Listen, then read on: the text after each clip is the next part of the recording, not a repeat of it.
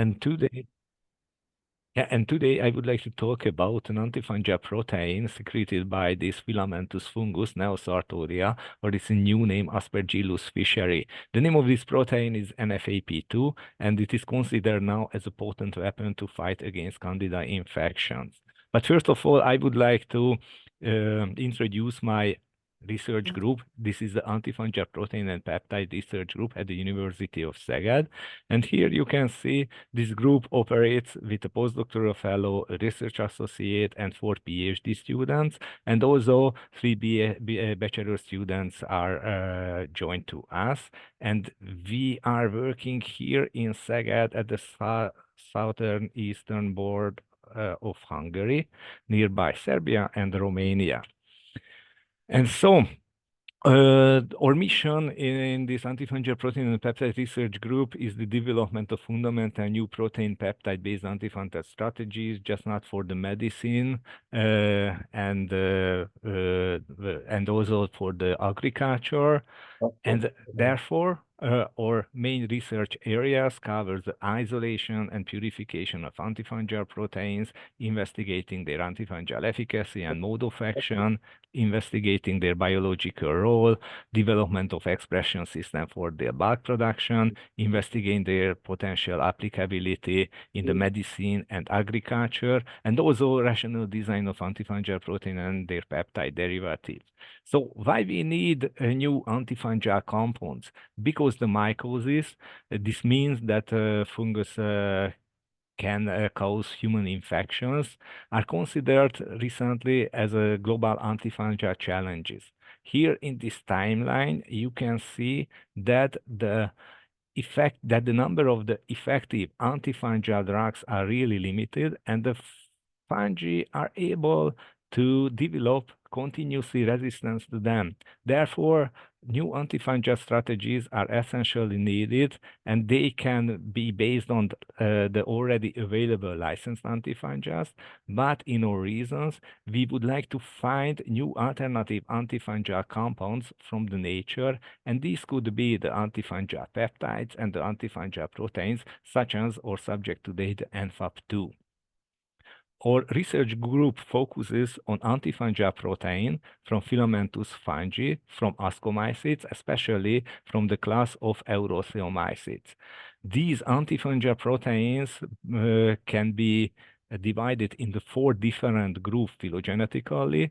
The first group is the antifungal proteins, which shows high homology to the penicillium chrysogenome antifungal protein. The second one to the Aspergillus giganteus antifungal protein. The third one to the Penicillium brevicompactum bubble protein. And the fourth one is the clade denominator NFAP2 antifungal protein group. And interestingly, one fungal isolate, it's able to secrete one representative Professor Laszlo, different groups. Yes, I'm here. I was wondering whether your slides are moving. Are they moving? In my screen, they are moving, but now on your screen, yeah? Now a screen. Not to us. I tried to tell you, but maybe you didn't hear. You wrote in the chat too. Okay, the PPT, the software was shared. Now it's good. Now it's good. That's good. Okay. now it's good. You can see. Okay, you missed this slide, yeah? And now we stopped on the first introductory slide. okay. Here is when I talked about why we need new antifungal strategies. Okay. And now we are here, this slide, and here you can see the 4 groups of antifungal proteins secreted by Eurothiomycetes fungi. The PAF protein group, the AFP protein group, the BP protein group, and the NFAP2 protein group. And I already mentioned that, interestingly, one fungal isolate is able to secrete one representative of the different antifungal protein groups.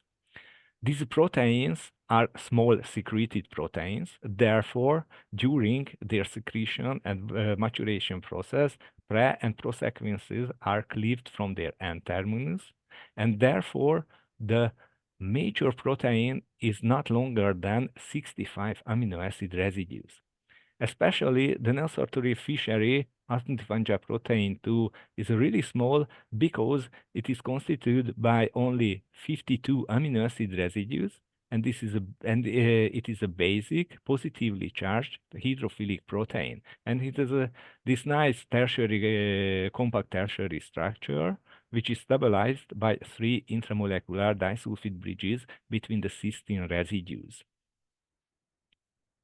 Okay, only the main problem was this protein, was that the native producer secretes it in a very, very small amount into the environment. As you see here, the yield is around 400 microgram per liter.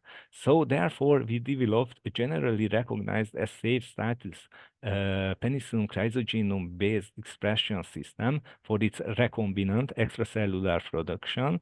And this system can be applied also in the food and the pharmaceutical industry because the GRAS status. We can reach the yield up to 15 milligram per liter, so it's quite high.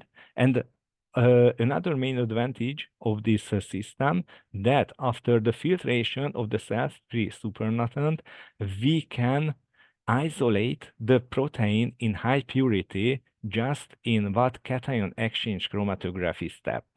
So it's quite cost effective, its production. But more interestingly, this protein is able to inhibit the growth of several human pathogenic yeasts in vitro. And as you see here, for example, different Candida isolates belonging to different species.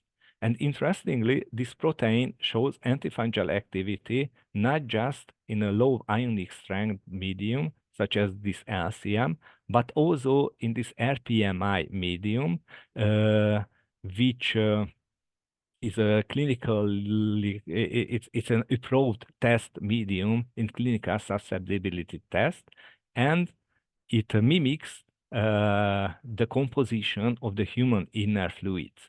So if the protein works in this high ionic strength medium, we can suppose that it has in vivo antifungal efficacy also, not just in vitro.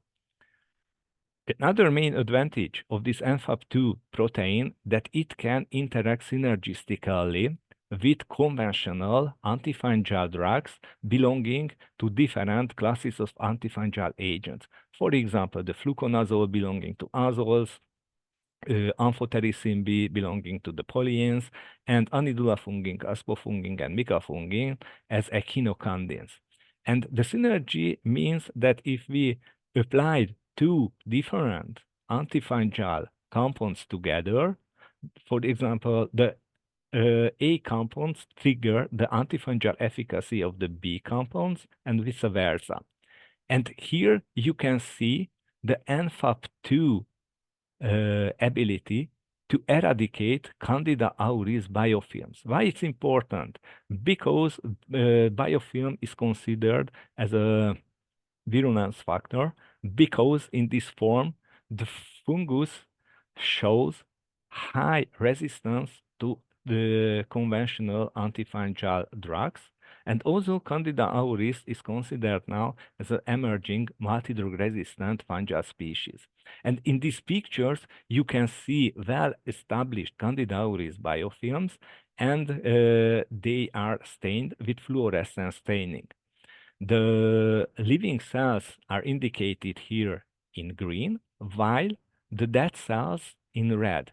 And as you see here, if we elevate the concentration of the NFAP2 at 512 milligram per liter concentration, it effectively inhibits and eradicates the Candida auris biofilms. And here you can see the example for this synergistic interaction with conventional antifungal drugs, echinocandins such as anidulafungin, caspofungin, and micafungin against Candida auris biofilms. And here you can see the 32 milligram per liter echinocandins are not effective against the biofilms. They cannot eradicate it. But if we combine them with this not effective concentration of the NFAP2, the 128 milligram per liter, they can eradicate the Candida auris biofilms effectively.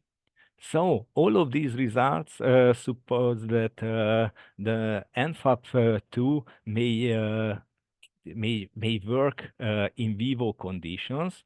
To test it, we established a three-dimensional skin infection model to prove it. The skin infection model built up by stratum corneum, permeability barrier, and epidermal layers. And first of all, we investigated the potential toxicity of NFAP2 on this three-dimensional skin model. Therefore, we treated it with NFAP2, and as a toxicity control, we treated the models with sodium dodecyl sulfate and DNA. And as you see here, after the NFAP2 treatment, the model maintained the permeability barrier because this Lucifer yellow fluorescent stain just were visible in the stratum corneum. In comparison with the SDS treated sample where this barrier is destroyed and this green fluorescent signal, the Lucifer yellow stain, appeared everywhere in the model. And also the DNA treatment caused cell death in the model, as you see here in this toxicity control, indicated by green cells. And these green cells did not appear in the NFAP2 treated samples. So therefore, we concluded that the NFAP2 was well tolerated by the skin model.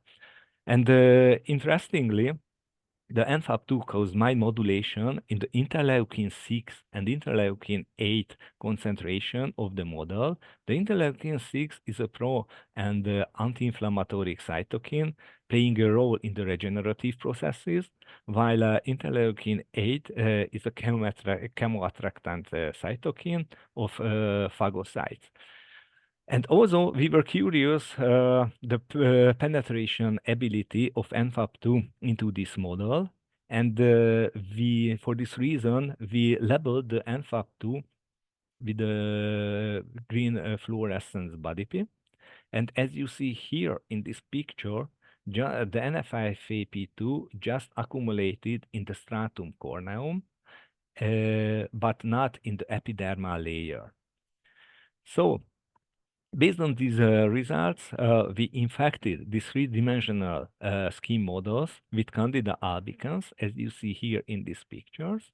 And we can conclude that the Candida albicans were able to colonize the whole model, not just the stratum corneum, but also the deeper epidermal layers in this model, and the Candida albicans grew in this filamentous form, which is the first sign of the biofilm establishment.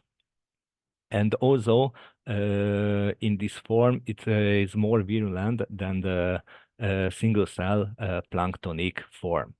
Okay, the NFAP2 treatment and the generic antifungal agent, the fluconazole treatment, inhibited the colonization of the Candida albicans in these models. And as you see here, also in this Lucifer yellow stained pictures, upon the NFAP2 and fluconazole treatment, the permeability barrier does not destroyed in comparison with the infected model, where the Candida albicans destroyed this permeability barrier. And as you see here, this Lucifer yellow stain can be found also not just in the stratum corneum, but also in the deeper epidermal layers. And interestingly, reduction of the interleukin-8 concentration was detected in the NFAP2 treated model, which means that the Candida albicans could cause just only slight inflammation, but we couldn't observe any differences in the interleukin-6 production, which means that all regenerative processes work upon NFAP2 treatment. So after that, we were curious whether the NFAP2 works not just in the keratinized, but also in the mucosal tissues. Therefore, we established a fluconazole-resistant murine vulvovaginal candidiasis model. It means that immunocompetent female mice were treated with fluconazole-resistant Candida albicans strains, and the treatments started after a day for 4 days.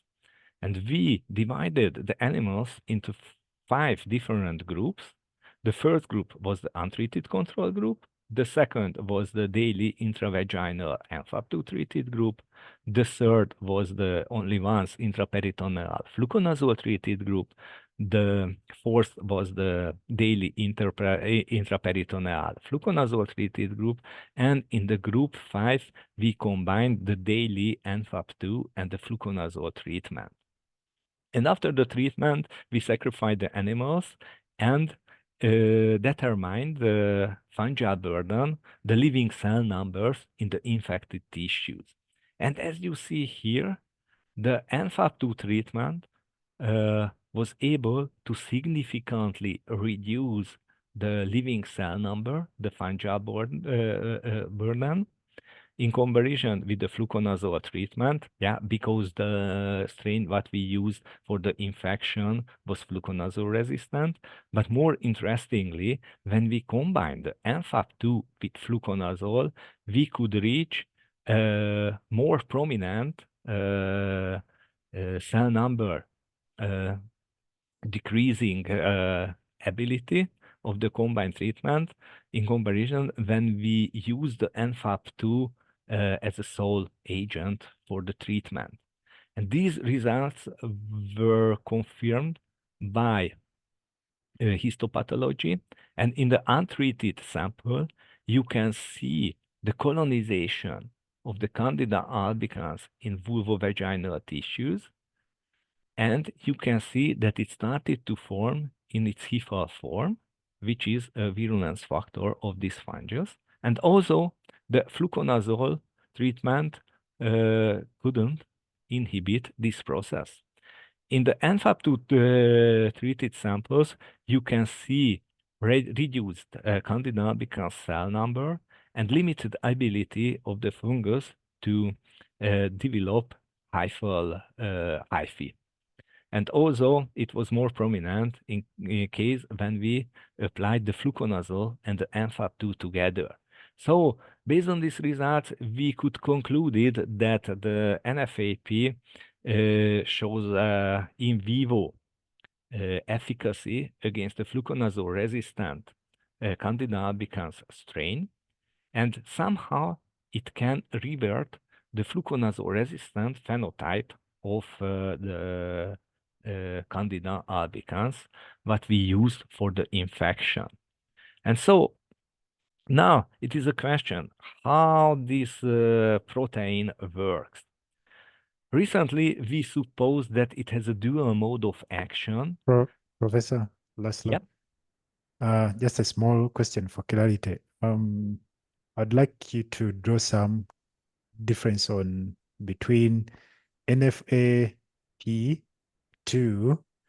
and the fluconazole. I know they're different, but yes, the fluconazole resistant murine there, and NFAP. I know NFAP2 is the protein we are talking about. Yep.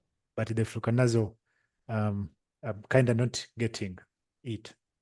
Yeah, the fluconazole is a conventional antifungal drug, what we use for in the treatment of vulvovaginal candidiasis most often. Okay. Okay, and yeah, it's an azole antifungal drug, and it's a very generic one because it's available everywhere in the world, and it's really cheap antifungal drug in comparison, for example, with the echinocandins. Okay. Wow. And this is why this result is important, because the NFAP2 can inhibit the in vivo growth of fluconazole-resistant Candida albicans, and somehow it can revert its fluconazole-resistant phenotype. Now, based on the transcriptomic analysis, what is behind of this phenomenon? Because the NFAP2 treatment somehow inhibit the filamentation of the Candida albicans. Okay. Wow. Thank you. Yeah, you're welcome. Mm. So I'm here that NFAP2 has the dual mode of action. For example, at a minimal inhibitory concentration, as you see here also in this body P NFAP2 picture, when we add the NFAP to the cells, it is localized the surface of the Candida albicans cells, and after that, it localized intracellularly by vacuolar transport. And when the NFAP2 is released from the vacuoles, cell death occurs. So recently, we are intensively investigating the potential intracellular protein targets of the NFAP2.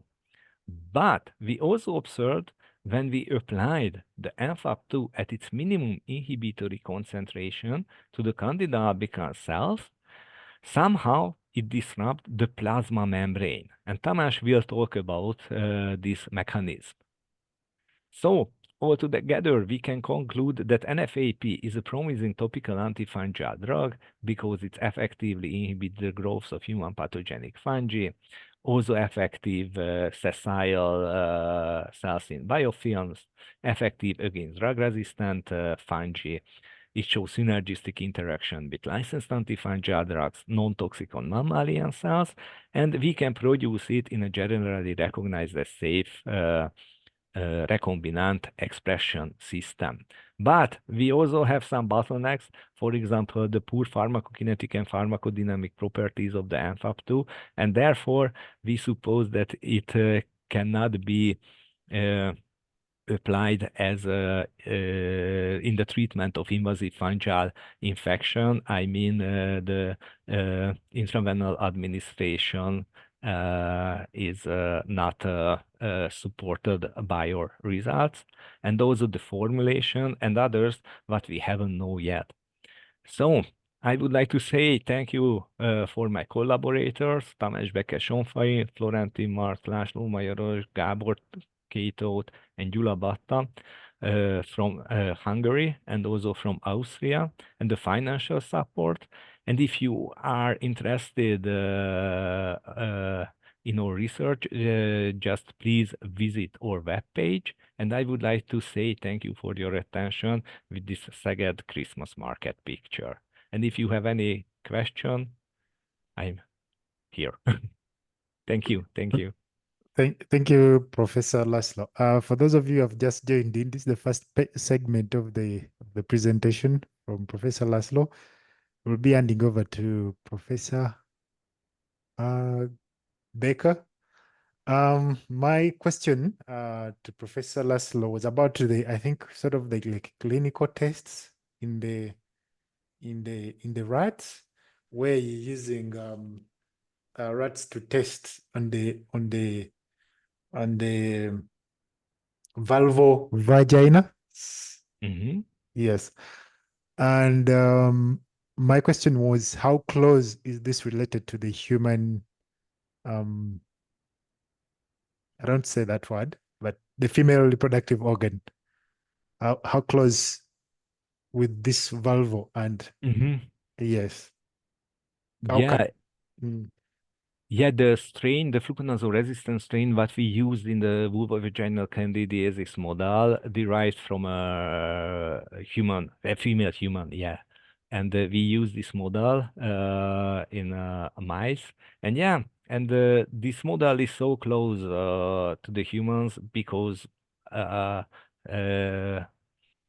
mice are also mammalians. So, and there is no big differences between the organs and also the mucosal surface. So it can, yeah, this model is quite good to simulate the potential applicability in the human organs also. Wow. This is great and novel. Another thing maybe I would end with is about the, should I call it the druggability of the protein? I think I saw some measurements being displayed, but maybe you can still elucidate more about it. Yeah, you mean the pharmacokinetic and dynamic properties Yeah, of this yeah. protein? Yes. We haven't investigated it yet, but what we know that it has high binding affinity to the human serum albumin. So this is That's interesting. why it does not work when we administrated it intravenal to treat invasive fungal infections in mice.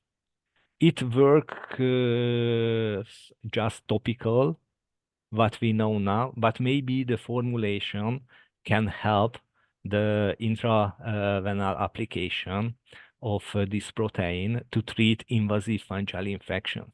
Invasive fungal infection means when the fungus is disseminated in the whole body and reached almost all organs. Wow. Wow. Thank you very much. You're welcome. Yes. Okay. We welcome Professor Becky officially. Yeah. Hi. Hi. All right. Can you see the presentation, the slides? Yes. Yes. Okay, so I would take over then from Laszlo.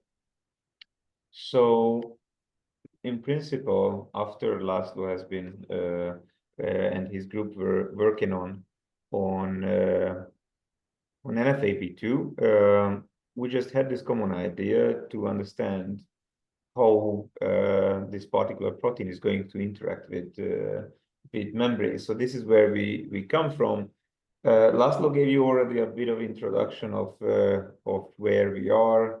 I just quickly checked. We are about 5,500 kilometers from you guys.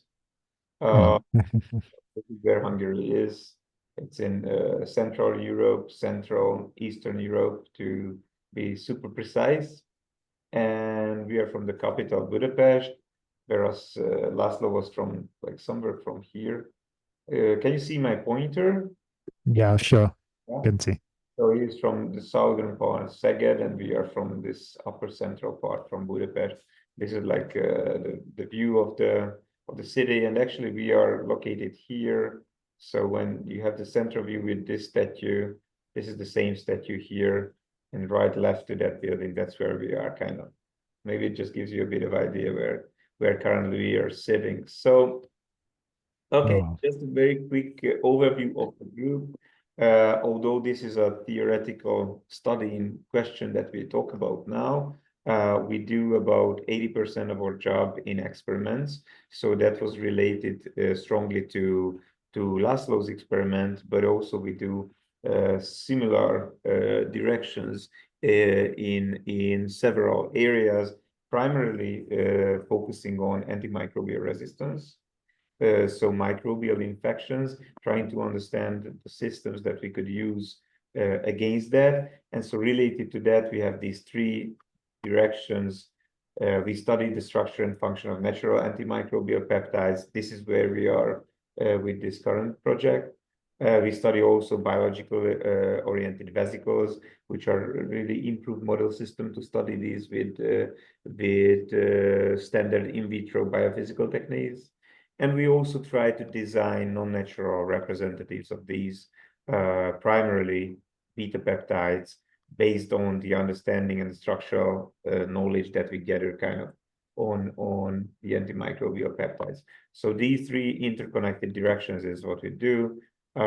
We have a group of roughly up and down around 10 people with 4 PhD students. Among them, I would just highlight Olivier, who was the first author of this GCIM paper that we currently talk about. We usually have at least 3 seniors who are kind of standard with me in the group, and we have a number of undergraduate students, and depending on how many postdocs we have, it can be up 1 or 2 people. But overall, these are the people that are involved in most of the group's activities. So getting to the topic, the introduction, I think we already got a really detailed introduction from Laszlo, so I don't really want to get too much into the sequential and all these details, but just to give you an idea, antimicrobial resistance is a major problem. It's a global threat, and the problem is not only in the human health, but also in agriculture as well. We see the overuse of small molecules, the type of molecules that also Lotzi was referring to, for instance, fluconazole. There are already bacterial species, microbial species that are resistant against these. In particular, it's not just bacteria, but there are also viruses, fungal species, like in case of fluconazole.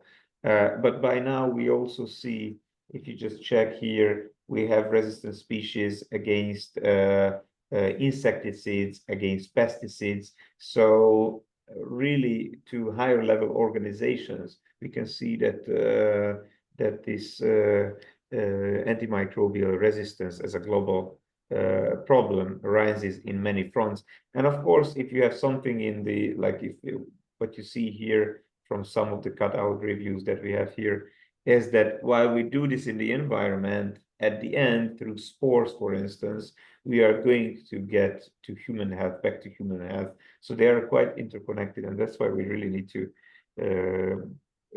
pay attention to this, especially that given the prognosis, what we see is by the end of the first half of this century, so by 2050, we are going to have more people dying annually from resistant species, microbial species, than from cancer, for instance. So this is kind of an overview which shows you the different directions to antimicrobials, antibiotics against bacteria, antivirus against viruses, and so forth. And we are talking about antifungals at this point. So this is just a branch of the antimicrobial resistance problem. Now, getting back to the specific topic in hand, we wanted to study this NFAP2 because, as Laszlo has already mentioned and described, it's a quite effective compound against Candida species, especially when it is used in synergy. So we really wanted to start this. This takes a bit of longer time. We really wanted to start to understand what its membrane activity going to be. So that's how the whole project kind of got set up. And so what you can see here is the NFAP2 NMR structure, which was determined by Gyula Botta and András Szajlik at also in Hungarian University of Debrecen. And so what you can see is that it's going to have 3 disulfide bridges, which connect kind of the structure. And we have one loop here and another loop-like region also here with the bright blue, the cyan. Here is a short helix at one terminal, and we have this hairpin-like structure with some strand-like secondary structures in the middle of the sequence. So this is what we kind of understood already from the NMR, but we didn't really know how they are going to approach the membranes. Although from previous study also made by Laszlo's group, we've seen that actually this segment is going to be active, this 13 to 23 roughly, which is going to have some roles in the membrane activity. So this is where we started. So the initial goal of the whole simulation was to study the membrane activity of this NFAP2 molecule, and we wanted to do this with all-atom molecular dynamic simulations. As I understand, you are a computational chemistry group, or at least some of you do computational chemistry, right? Yes, yes, yes. Yeah. So I will give you some details on this. This is all-atom molecular dynamics simulation that was set up by Oliver, also helped by some of the previous students by Gerge Code. So the idea was that we kind of want to understand how this NFAP2 is going to be localized on the membrane surface, whether it goes further in, what type of interactions it makes with the membrane, what part of the protein is going to approach the membrane, and so forth. So these were the directions. And considering that we have seen that for instance, the experiments showed that in low salt condition, somehow this is more active. We also tried to change and vary the environment. So we changed the ionic strength, and also we varied initially just slightly the lipid composition to see what type of activity and affinity it has to various membranes. So regarding the buildup, we used the regular CHARM graphical user interface to put the membrane bilayer. These are usually pre-equilibrated membranes or membrane segments, and that's what you put to a lipid bilayer. We used also the GROMACS package, which is a well-known force field for describing membrane simulations. And then as a supercomputer, we used this Commodore and Debrecen 2, which are two supercomputers located in Hungary. And also we used our local small computer as well, which is in our research center currently. So an analysis was relatively standard using the GROMACS and the MDA analysis packages. As you can see, we have used the CHARMS 36 force field, and typically the production runtime was about 1 microsecond. So this is just something that kind of to keep in mind what simulation details kind of were. Now regarding simulation systems, we selected initially these three lipid compositions.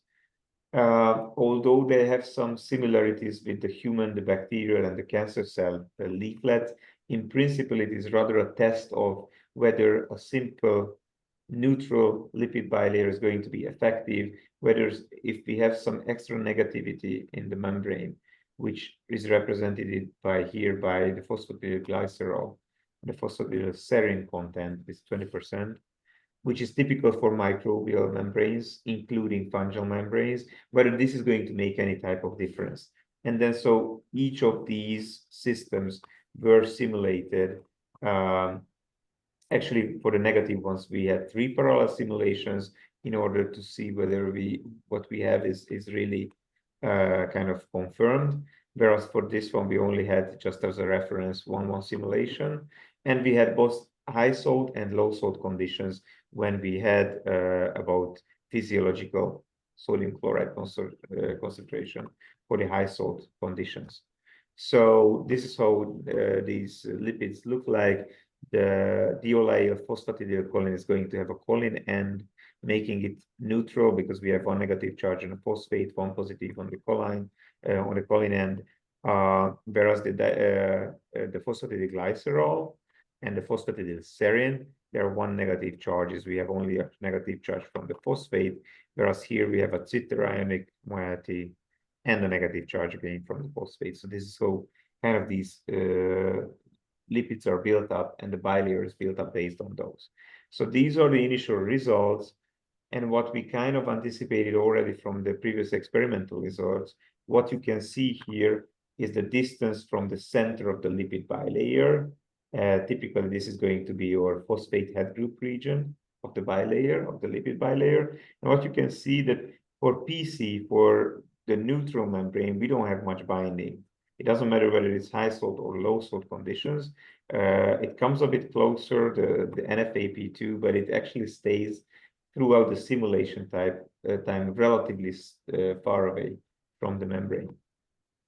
Whereas for the negatively charged ones, it relatively quickly goes, irrespective of whether there is high or low salt.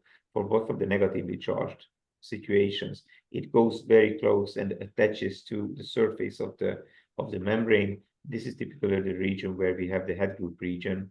And of course, we calculate the center of mass here. So that's why it's a bit away, because the entire protein is a few nanometers or for a few angstroms above that.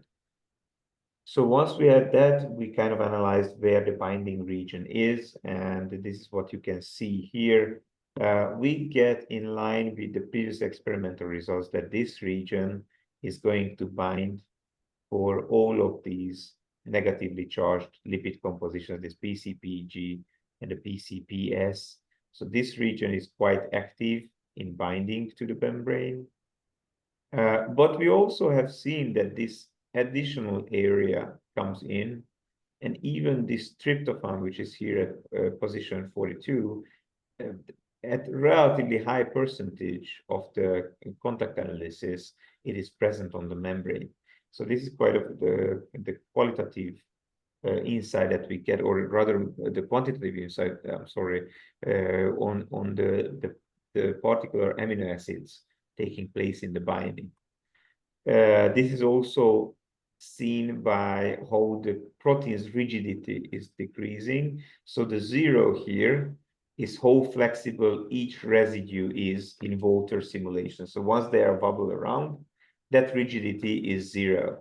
And once they bind, then the relative rigidity to that particular water state of that particular amino acid is either decreasing or increasing. So what we see here is that for this region, if you check here, the low salt condition we have a really strong, rigid, relative rigidity occurring, which means that these are going to be bound much closer to the membrane, whereas some regions are going to be looser or even become more loose than they were in the water state. But in line with the previous contact map analysis, this region is going to be quite relevant. But also here in the middle 30s region, we see some sort of change in relative flexibility. Okay, so based on these, once we had these initial data, we tried to understand what could be the process of adsorbing on the membrane of this particular single monomer. And what we have identified out of the 12 different residues, or sorry, 12 different simulations, is that initially there is 7 which binds on this state where this part of the protein, this higher sequence number of the protein is going to be attached to the surface, whereas the one which is active, which we've seen as active, initially it's not really connected to the membrane. But then if we check these simulations and let them run throughout, most of them kind of converge into this bound state where it changes a bit and this area becomes more ordered. You can see that this is partially helical here. And that is the active fragment which is going to be bound to the membrane. And similarly, we have also identified 3 additional binding modes. Some of them are going to end up on the same binding mode, but there are a few which actually go to an alternate binding mode. Like this one, for instance, we have only managed to identify 1 out of the 12 parallel simulations where we have an alternate. Plus, we have to also mention that this one, sometimes this E1 bound state is sometimes it is a bit flexible and it can change into this transient version where it flips up and then gets back. So the binding is in that sense could have multiple effects depending on other conditions. At this point, of course, we just understand the monomers binding and their preference on this. Now, it's always important with the simulations to kind of confirm at least partially what is going on with with experiments as well. So what I've just highlighted from the paper was the CD structure, and you can see that there are no major shifts, although there are some subtle rearrangements. So this means that upon binding, there is no major conformational change in the protein, and this is kind of what we saw on these images. So if you just check this one, it is very similar to what we have seen in the NMR structure for the water-soluble state. There is a subtle change here, for instance, but that's not that dramatic. But then what we also seen from this is there could be some sort of aggregation, and aggregation always shows a charge neutralization and potentially a stronger binding to a particular membrane system. And actually, this was confirmed by dynamic light scattering because we have seen that for the negatively charged membranes, we actually have a bit of stronger binding and higher aggregation appears in the dynamic light scattering measurements. So tryptophan fluorescence was also done. There is a single tryptophan in the sequence. This is residue 42. This is going to be only partially covered in lipid in the lipid bilayer, most likely, but you can still see that compared to the water state, in both of the conditions, we have a relative decrease for all three types of membranes. And for at least for the low salt conditions, that's what low PBS means here, we see that compared to the neutral phosphatidylcholine, we have a further decrease. So there is a bit higher interaction in view of the tryptophan fluorescence as well to these negatively charged membranes. So this is kind of the conclusions of the initial simulations. We built 3 different bilayers and inserted just a single monomer NFAP2 on that. We've seen that it binds much more strongly to those lipid bilayers which have and contain negatively charged lipids, and the lower salt conditions also have higher binding, which correlates to the higher affinity against the Candida albicans species based on experiments. We also identified the different regions which are going to be relevant. That's 13 to 23, this sequential region is definitely part of it, but also in mid-30s, we see that that part of the binding is going to be important. And then, of course, we analyze the binding orientation. So based on that, we kind of have a pathway how this works. Now, I have to say that by we are kind of done with this paper, we go home because the reason why we did this initial study was that we eventually want to move towards more realistic models. And if you just check the fungal model, it's a quite complicated one. And even in the cell membrane, we have really a number of lipids. I'm not going to go into too much details about what type of membrane composition we have, but we had to come up with a much more sophisticated model. And that's what we have built since the publication of that paper. Currently, what we are doing is we try to have a more complex membrane, which means that one, the lipid bilayer is asymmetric in composition. And second, we have a number of other lipids now in the membrane. So instead of just phosphatidylcholine or phosphatidylserine, we have 2 leaflets. In the outer leaflet, it's a dominant phosphatidylcholine that we have. Also with inositol phosphatidylceramide, we have significant, and steran derivative ergosterol, which is a typical membrane component of fungal membranes. And in the inner leaflet, we have the phosphatidylethanolamine, the serine, which we have already investigated, phosphatidylcholine, of course, as one core structure, and a significant amount of ergosterol. So this is what we started to do in order to see what the difference is going to be compared to the simple model system that we used initially for the first paper. And indeed, we already see here that instead of this E1 binding mode, actually for the complex membrane, the monomer starts to favor this E2. So it's quite important that you do a number of parallels, because then you can identify several types of binding modes. And when you go towards more sophisticated models, actually kind of turns out that this might be, for instance, at this point, a more relevant and interesting binding mode, and not necessarily the one which the simplistic model systems suggest. So this is where we are with that. And then the second thing we wanted to do, if you just check the electron microscopy images, then we can see that actually there are quite huge holes on the fungal cell wall. So that means some sort of oligomerization is needed from these proteins. So what we have done is that we started to go towards oligomerization, dimers, trimers, and tetramers, and try to investigate what is happening with those. And what you can see here that we actually made 24 different types of orientations so dimers could be formed. Most of them fell into monomers, so they were not successful, but about 6 of them just stayed the way they are, stayed the way we initially put them together. And then we further made an additional longer simulation where we've seen that we just narrowed down out of this 24, we narrowed down this to about 4 different types of dimers. The same we have done for trimers. After a while, we see that we have managed to have some trimers as hydroligomers.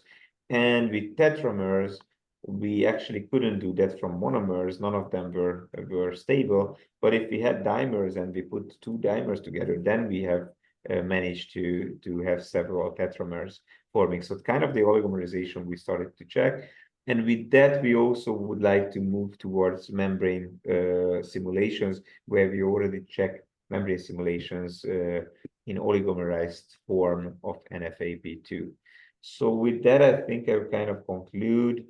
I have to, of course, thank for all the collaborators that we generally have. But in this particular case, it was really Laszlo Galgóci's laboratory, Lily from there, for instance, with whom we have a strong collaboration on the antifungal direction. So most, like, I would say the biggest thank goes to them. With the others, we have a really good collaboration, but on other research projects. And of course, I have to say and highlight that we manage all these research from a number of funded projects from different funding agencies. So I think with that, I'm kind of concluding my talk, and thanks a lot for the attention. Thank you, Professor Beke and Professor Laszlo, for the wonderful presentation. Just a few questions from my end. The first one was about, there was some orientation that you showed whereby they sort of like binding with the membrane and the protein, and looked like the orientation affects the binding. Is that a true, like, sort of takeaway that I got? So what we have seen is that Oliver, throughout these model systems, throughout these para simulations, he always put in the particle protein more to the distance, like up higher and a bit farther away from the lipid bilayer, and then the orientation was random for that. So what we have seen is still, by the time it approaches the membrane and by the time certain time passes by, still the majority of the proteins is going to be in particular in this orientation for the simple lipid system. Whereas we can, of course, have a few which are going to be in some unique ways. And then out of that, from the initial touching of the surface, if you keep on simulating, these can further rotate. And so if you think about it, that initially we started from a random orientation, in the end, out of 12, 10 arrives here. So that means that even though there is going to be some flexibility, there is one way, at least one particular directional pathway for the deeper or more established binding of this NFAP2. But as I said, for the complex membrane with the asymmetric lipid bilayer, what we see is that this also depends a lot on the particular lipid composition and also the environmental conditions. So the key takeaway is that if there is a well-defined, distinct, preferable structure, then with parallel simulations, you are going to highly likely find that and find that as dominant. But if the model is not sophisticated enough, it could be that it can actually, this is valid for the DOPC, DOPG, and the DOPC, DOPS type of membranes. But if you change that to a more sophisticated one, it could be that actually an alternate binding is going to be dominant. Thank you. Sorry about the noise if it is passing through from my end. No? Okay. Another one, I think you've even hinted about it, was about the conditions where somewhere you mentioned about the physiological presence of salt. And Yes. I was thinking, these Candida species, don't they like grow, or like, isn't it like this, the presence of that sort of pH salty, doesn't it where the Candida species grow better, and then this protein has to operate within that environment where we have salt? I could be wrong. I don't know. So I'm not really sure. Maybe that is something that Laszlo can better, Professor Galgozzi could better answer. What was the initial reason to have a low salt condition where you had higher affinity? Because that is kind of the inherited for the model system, right? So maybe you could. Yep, the main reason is that what is most common if you would like to investigate the antifungal efficacy of an antimicrobial protein or peptides, that they mostly positively charged. And this positive charge is essentially needed to electrostatically bind to the negatively charged surface of the fungal cell membrane. And if you apply high ionic strength conditions, there are so much salt and cation in this medium, and they can somehow mask the fungal membrane against the antifungal protein binding.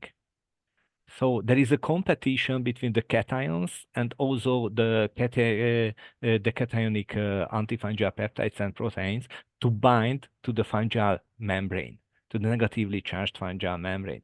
This is the reason why we always start the investigation of the antifungal efficacy of a designed peptide or a designed antifungal protein in a low ionic strength medium, in low cationic medium, which contains low concentration of salts.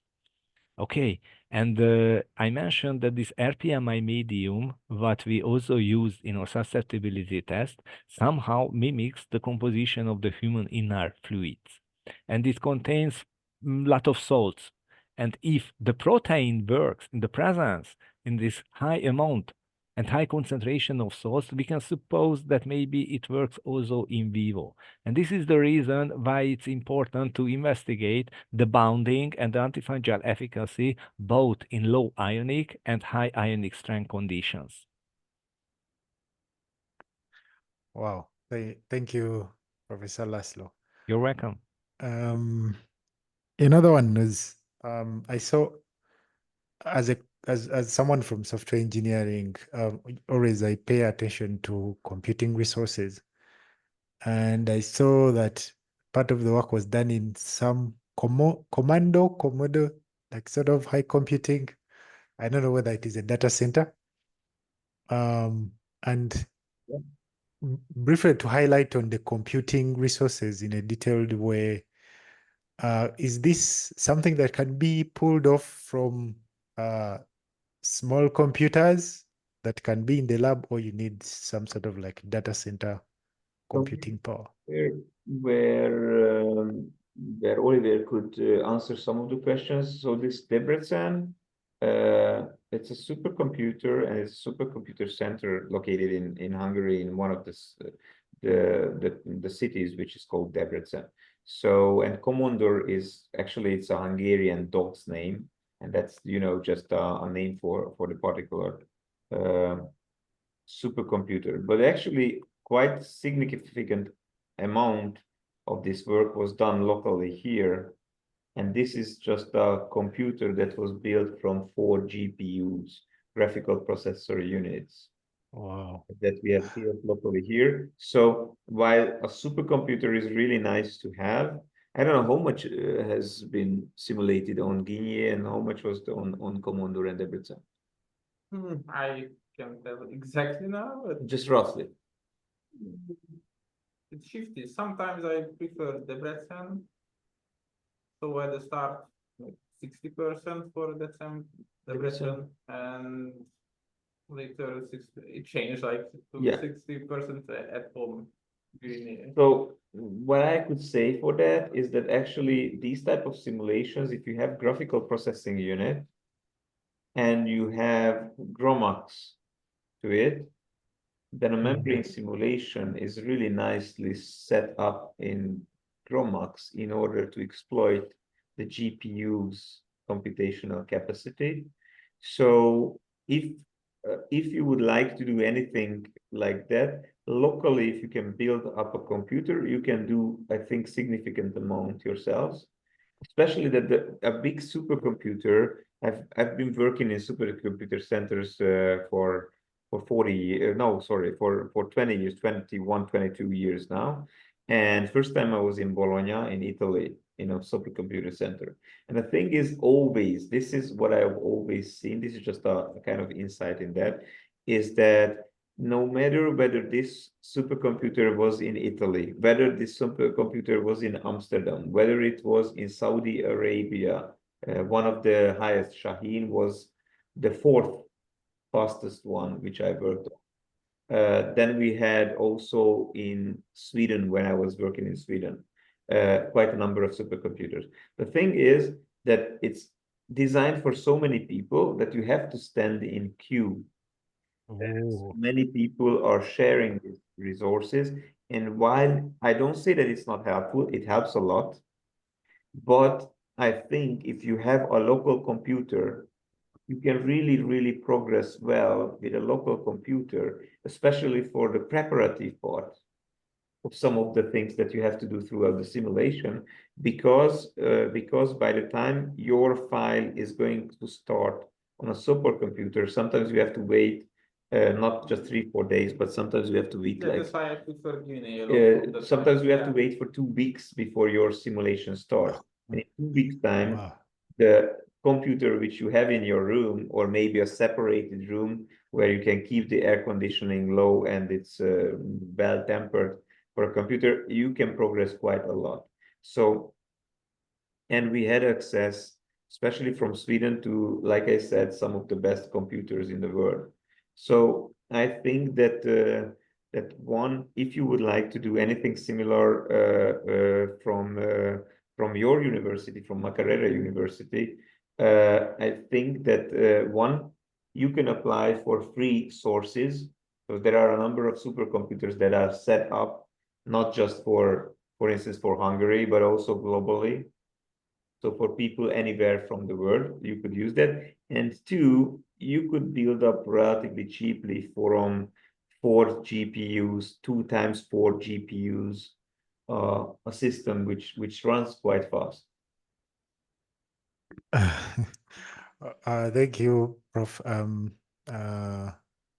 Really, computing resources here are a big issue. So I can understand that. yeah.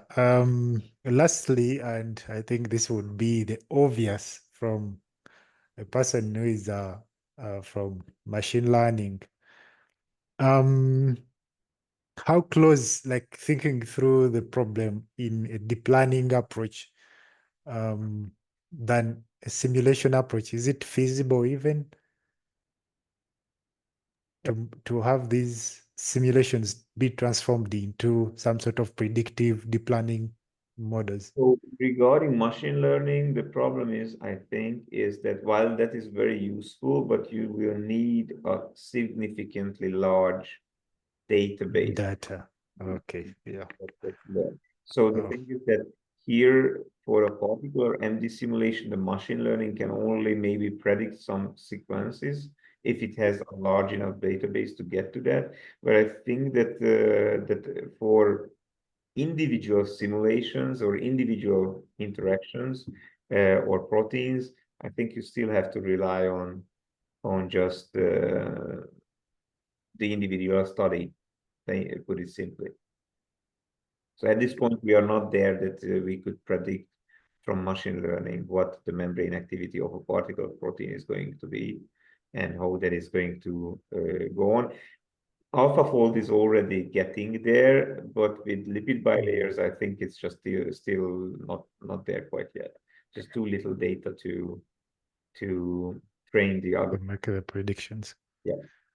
Thank you very much, Prof. Becker and Laszlo, and of course Oliviera, for the wonderful work done. From my end, I think that's all I have. I don't know if any of the members has a question, but if not, I would like to thank Professor Laszlo and Professor Becker, and thank you very much for this wonderful talk and presentation. Yeah, we are really very grateful. Thank you. You're welcome. Okay. Thank you for the invitation. It's our pleasure. Yeah. All right. Good evening to everyone. And we meet in our subsequent session next week, which might probably be the last for the year. Bye-bye. Thank you. Bye-bye. Thank you. Okay. Bye-bye. Yes.